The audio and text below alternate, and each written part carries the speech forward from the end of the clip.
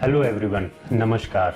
I am doctor Harish Bhardwaj, I am your child specialist and आज हम बात करने वाले हैं कुछ ऐसी बीमारियों और वैक्सीन के बारे में जो हमारे रीजन में, हमारे इस एरिया में बहुत प्रेवलेंट है और वो गवर्नमेंट सप्लाई के थ्रू हमें नहीं मिल रही हैं बच्चे में। जैसे कुछ कॉमन बीमारी है जिसका भी सीजन आगे आने भी वाला है, जो बारिश का सीजन शुरू होगा उस टाइम पे, जैसे टाइफाइड, पीलिया, ये बीमारियां बहुत तेजी से बढ़ती है, मलेरिया है ना। ये सब फ्लू सीजन आएगा, जब बारिश शुरू होगी तो फ्लू सीजन शुरू होगा जिसकी वजह से बच्चे को खांसी, जुकाम, छाती में निमोनिया, सांस की दिक्कत, ये सारी परेशानियां आती हैं। ये सारी ऐसी बीमारियां हैं जो कि हमारे रीजन में बहुत प्रेवलेंट है और हमारे गवर्नमेंट के थ्रू हमें ये वैक्सीनेशन अभी तक नहीं प्रोवाइड की जा रही है। आज मैं थोड़ा सा आप लोगों को इन चीज़ों के बारे में अवेयर करने के लिए बात कर रहा हूँ, सो दैट कि हम बच्चे को इन होने वाली बीमारियों और उसके नुकसान से बचा सके। टाइफाइड हम सब जानते हैं, बहुत ही कठिन किस्म की बीमारी हम इसको मानते हैं कि एक बार अगर हमारे शरीर में टाइफाइड का इन्फेक्शन आता है तो it becomes very difficult to treat that. और अक्सर उसके साथ ये दिक्कत देखी जाती है कि वो पार्शियली ट्रीट होता है, लीवर में रह जाता है और बार बार बच्चे को परेशान करता रहता है। सेम इज विद पीलिया। पीलिया भी दो किस्म का होता है, एक होता है काला पीलिया जो हमें खून के थ्रू मिलता है, दूसरा होता है पीलिया जो हम पानी के थ्रू, फीको ओरल रूट ट्रांसमिशन बोलते हैं उसको, वो पानी के थ्रू बच्चे में जाएगा। तो रेनी सीजन में ये होता है कि थोड़ा सा ज्यादा मिक्सिंग ऑफ वाटर हो रहा होता है, तो जो हमारे पास सप्लाई में पानी आता है उसके थ्रू ये सारी बीमारियां फैलती हैं, जिसमें लूज मोशन बड़े कॉमन है, पीलिया बहुत कॉमन है। वो अगेन पीलिया एक ऐसे वायरस के थ्रू होता है जो सीधा लीवर पे जाके अटैक करता है, अगर बच्चे में जॉन्डिस करता है, पीलिया करता है और वो लीवर पे सूजन करता है। तो हम इन सारी चीजों से बच सकते हैं with help of vaccination. Vaccination का जो कंसेप्ट होता है वो होता है पोस्ट इफेक्टिवनेस रेशो के ऊपर। अगर हम ये मान के चलते हैं कि भगवान ना करे हमारे बच्चे को पीलिया होता है या टाइफाइड होता है या फ्लू होता है, तो एक बार भी अगर हमें एडमिशन करवाना पड़ता है तो वी ऑल नो दैट उसका कॉस्ट 10-12,000 के अराउंड तो मिनिमम पहुंच जाएगा, मेडिसिन और टेस्ट और इंजेक्शन और ये सब मिला के।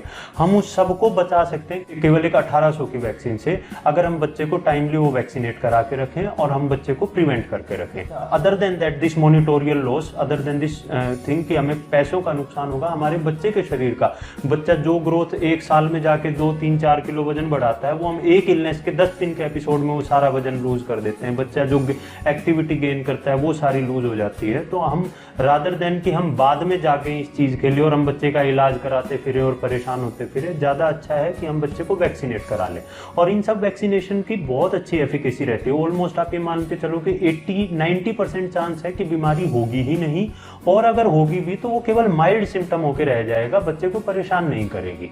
तो आप सब लोगों से मेरी रिक्वेस्ट है कि बेटर है कि टाइमली हम, ये सीजन शुरू हो, रेनी सीजन शुरू हो उससे पहले, ये गर्मियों का सीजन आ गया है, हम बच्चे को इन सारी चीजों से, और ये वैक्सीनेशन का टाइमिंग कब लगती है, कैसे डोज लगती है, ये सब आके आप अपने पीडियाट्रिशियन से एक बार मिलो तो आपको सारा डिटेल में एक आपको पोर्टफोलियो तैयार करके देगा। मोस्टली ये वैक्सीनेशन का टाइम 1 ईयर के अराउंड का होता है।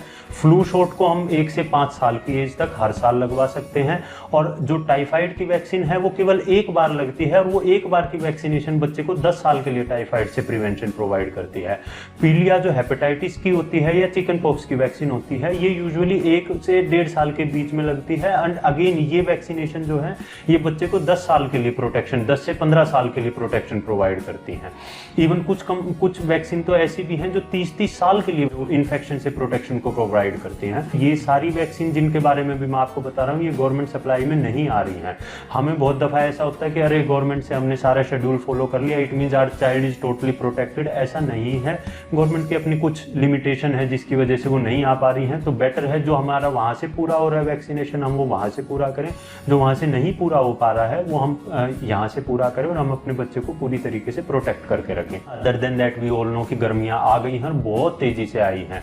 मतलब टू बी वेरी फ्रैंक, कंबल से सीधा हाफ स्लीव का ही टाइम आ गया, बीच में वो हल्की ठंड का तो टाइम इस बार आया ही नहीं। So we all need to protect ourselves from this scorching heat, और उससे बचाने के लिए हमें क्या करने की जरूरत है, हम मैक्सिमम हाइड्रेशन मेंटेन करें। हमें बहुत बार बच्चों के लिए लगता है कि अरे बच्चा फीड डिमांड कर लेगा तो ऐसा, लेकिन प्लीज आप इस चीज का ध्यान करो कि बच्चे को थोड़ा थोड़ा लिक्विड सारा टाइम, नारियल पानी, शिकंजी, ORS, दही, नमकीन, लस्सी, ये सब चीजें आप बच्चे को थोड़ा थोड़ा करके सारा दिन देते रहें।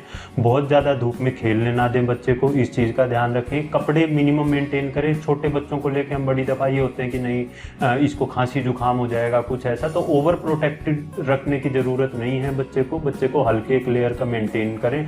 और मेन इंपॉर्टेंट है हाइड्रेशन। दूसरा है पानी को बॉयल करके यूज करो आप प्लीज। प्लीज़, है ना। सब आरओ को भी अगर आप यूज़ करो तो उसके भी पानी को बच्चों के लिए स्पेशली सुबह ही बॉईल कर लो 2-3 लीटर पानी को, सारा दिन बच्चे को उसी में से थोड़ा थोड़ा पानी पिलाते रहो, सो दैट कि हमारा बच्चा इन सारी इन्फेक्शन से, पेट के इन्फेक्शन से, लूज मोशन से, इनसे बचा रहे। तो आप प्लीज़ इस चीज़ का ध्यान रखो और वैक्सीनेशन टाइम से करो।